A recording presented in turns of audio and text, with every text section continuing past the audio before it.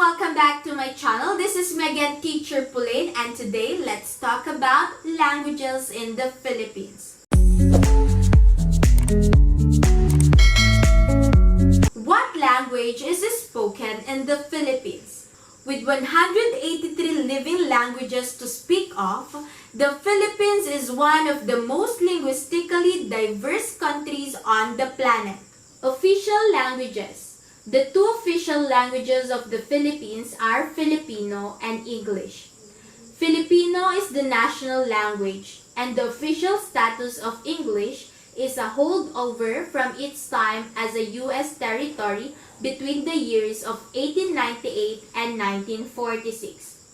Filipino is the primary language used in school and media, and it's also the lingua franca that unites the nation's disparate linguistic communities.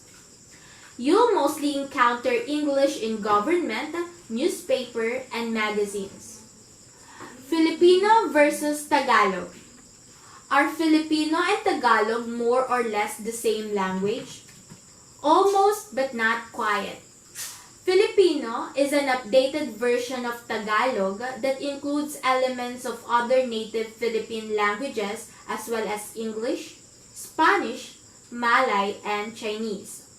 Due to its status at the time as the main language spoken in Manila, Tagalog became the national language of the Philippines in 1937 when Congress voted to include a native language among the officially recognized languages.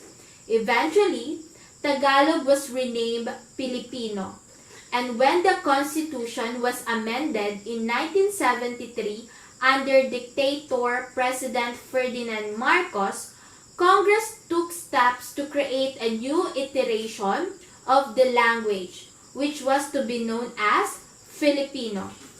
Filipino then gained official status in 1987. The evolution of Filipino into Filipino was part of Marcos' efforts to create a new society. Part of this meant incorporating elements of other languages, often by replacing Tagalog words deemed aesthetically unpleasing with alternative words that sounded nicer. The letters F, J, C, X, and Z were added to the alphabet, and the spellings of some words changed to better reflect how they are pronounced. Other major languages. The Philippines were under Spanish colonial rule for 300 years beginning in 1565, and during this time, Spanish was the official language and renamed the lingua franca even after it lost its official status. Spanish actually became an official language again together with English, according to the Constitution of 1935, but it was devoted to an optional and voluntary language in 1987. There are also major regional languages spoken in the Philippines that include Aklanon, Basian, Bicol, Cebuano, Chabacano, a Spanish-based Creole, Hiligaynon, Ibanag, Ilocano, Ilonggo, Ivatan, Maranao, Tagalog, Kapampangan, Kinaraya, Waray, Maguindanao, Pangasinan, Sambal, Surigao-non, Tausug, and Yakan.